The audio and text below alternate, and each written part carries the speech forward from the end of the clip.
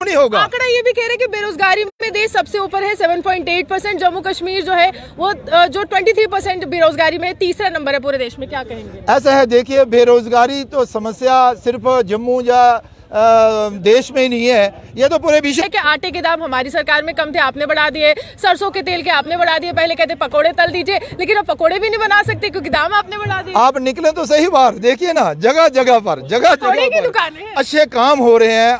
कि toll tax आप बढ़ा देते हैं, जरूरी दवाइयों के आप दाम बढ़ा देते हैं, ऊपर से प्रॉपर्टी टैक्स भी लगा देते हैं। राहत की उम्मीद थी, आप तो आफत दे रहे हैं। देखिए मैं आपको यही कहूंगा कि आप चाहते हैं विकास हो, आप चाहते हैं रोड ठीक हो, आप चाहते हैं एम्स बने, आप चाहते हैं IIT बने, रिंग रोड बने, फ्लाईओवर्स बने और शिक्षा अच्छी हो और जम्मू में रिवर फ्रंट का काम जल्द से जल्द खत्म हो ताकि जहां पर एक अच्छी झील भी बन जाए। उसके बाद हम चाहते हैं थाली में 3 चपातियां तो जरूर हो। आप हर दिन चपातियां आपकी थाली से कोई रोटी छीन नहीं सकता, सबको जो है खाने के लिए खाना लगा रहे हैं ना जुगल जी, तो रोटी तो छिन रही है, वहाँ से EMIs भी आप बढ़ा रहे हैं, तो ये तो गलत कहीं नहीं कहने योग्य है। अच्छा, सब्सिडी आपने खत्म कर दी। अब देश की जनता ये सवाल कर रही है कि जो बुजुर्ग लोग हैं उनकी रेलवे में सब्सिडी खत्म की है, तो नेताओं की ये छोटी मोटी बातें हैं, आप ध्यान रखेंगे। ये भारत बरस आगे तो बाहर जो पड़ोसी है ना उसके हालात देखें क्या है। नहीं देखना है ना, हमने आपको वोट दिया, हम आपसे पूछेंगे। नहीं, हम आपके साथ खड़े हैं, आपको कोई परेशानी नहीं होने देंगे। जिसे सवाल नहीं करना है। डेली वेजेस काफी समस्या का सामना कर रहे हैं, आपने संसद में आवाज उठाई थी, आगे क्या? देखिए सबका समाधान होगा, आप निश्चिंत रहें, सब काम समय पर रहते आगे नहीं रहेंगे। बहुत मुझे मालूम है चुनाव के बाद जम्मू मुख्यमंत्री जो है लगातार दावेदारी आप करते हैं, कौन होगा? आपका चेहरा मैं मानूं क्योंकि आप जम्मू की आवाज बनते आए हैं, 2 बार सांसद। यानी कि आपका नाम चल रहा है। हाँ, बिल्कुल सही कहा। अब किसको अच्छा नहीं लगता अगर किसी का नाम चले तो बहुत अच्छा लगता है, लेकिन हम उस रेस में नहीं है, हम एक कार्यकर्ता के नाते काम कर रहे हैं।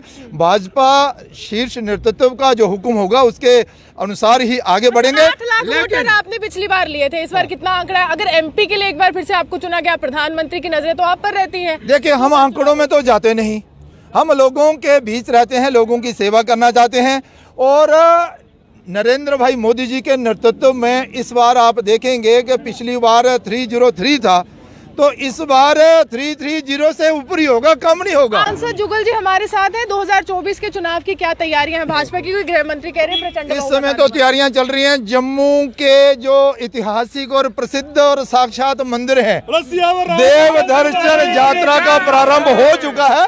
देव दर्शन यात्रा का प्रारंभ हो चुका है। अब जम्मू सारा इकट्ठा होकर पहले इस देव दर्शन यात्रा में शामिल होगा और उसके बाद जो है ये जो वोटर लिस्टें अभी बन रही हैं, तो इसके बाद चुनाव होंगे और चुनाव के बाद जम्मू मुख्यमंत्री जो है लगातार दावेदारी आप करते हैं, कौन होगा? आपका चेहरा मैं मानूं क्योंकि आप जम्मू की आवाज बनते आए हैं, 2 बार सांसद। यानी कि आपका नाम चल रहा है। हाँ, बिल्कुल सही कहा।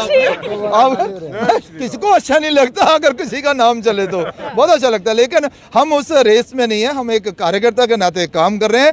भाजपा शीर्ष नेतृत्व का जो हुक्म होगा उसके अनुसार ही आगे बढ़ेंगे। 8 लाख वोटर आपने पिछली बार लिए थे, इस बार कितना आंकड़ा है? अगर MP के लिए एक बार फिर से आपको चुना गया, प्रधानमंत्री की नजरें तो आप पर रहती है। देखिए हम आंकड़ों में तो जाते नहीं, हम लोगों के बीच रहते हैं, लोगों की सेवा करना चाहते हैं और नरेंद्र भाई मोदी जी के नेतृत्व में इस बार आप देखेंगे कि पिछली बार 303 था, तो इस बार 330 से ऊपर ही होगा, कम नहीं होगा। आंकड़ा ये भी कह रहे हैं कि बेरोजगारी में देश सबसे ऊपर है, 7.8%। जम्मू कश्मीर जो है वो जो 23% बेरोजगारी में तीसरा नंबर है पूरे देश में। क्या कहेंगे? ऐसा है, देखिए बेरोजगारी तो समस्या सिर्फ जम्मू या देश में ही नहीं है, ये तो पूरे विश्व भर में है।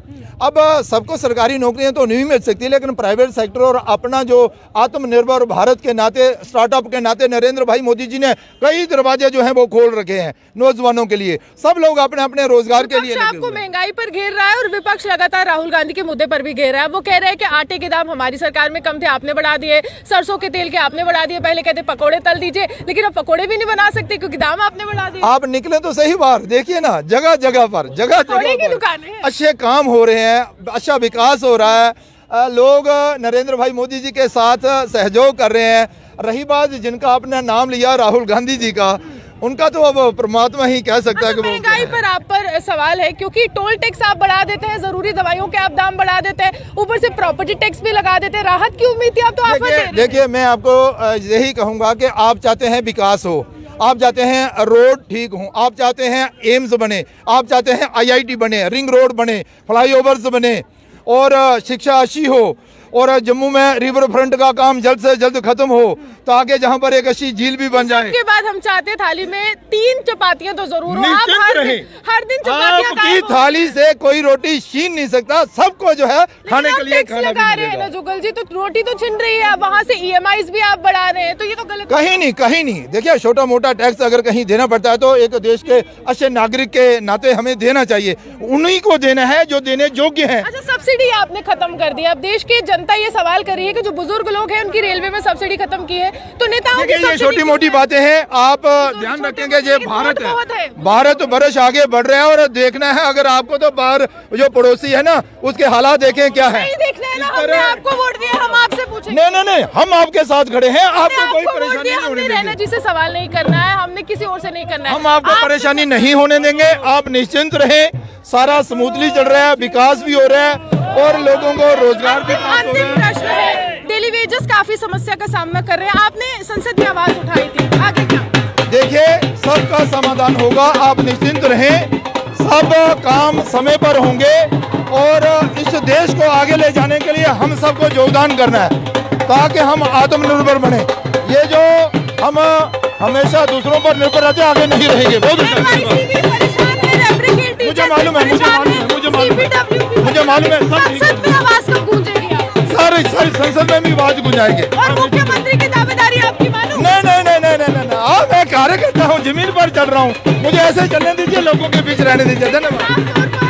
मैं कार्यकर्ता हूँ और मैं ऐसे ही चल रहा हूँ, मुझे ऐसे ही चलने दीजिए, जमीन पर रहने दीजिए।